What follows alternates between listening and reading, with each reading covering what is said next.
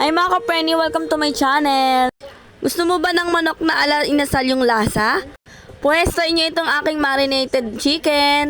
Tsak na mapapadami kayo ng kain. Bali bumili lamang ako ng 1 kilong manok. At ating titimplahan na ito, nilagyan ko lamang ito ng toyo. Then 4 na kalamansi naman yung inilagay ko rito. Gagamit na nga rin ako dito ng oyster sauce. O wag nyo ubusin yan ha, konti lang. Ayan, sunod ko na ang lalagyan ito ng pamintang pino. Hindi talaga nawawala to eh. Then nilamulamutak ko na nga ito, charot. Gumamit na nga ako ng gloves dyan ha, mga ka-Prenny. After mahalo ay kailangan lamang natin to ibabad ng ilang oras. Mas maganda kung overnight nyo ito ibababad pero ako 5 hours lang tong binabad ko. So yan, sa air fryer ko nga ito lulutuin kasi tinatamad nga ako magprito. Wala na nga akong ibang nilagay dyan kundi yan lang at pinasok ko na.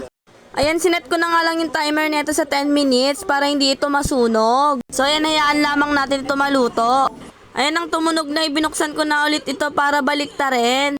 Nahirapan pa nga akong baliktarin to kasi dumikit. At ayan, binalik ko na ulit at papaikutin ko ulit ito sa 10 minutes.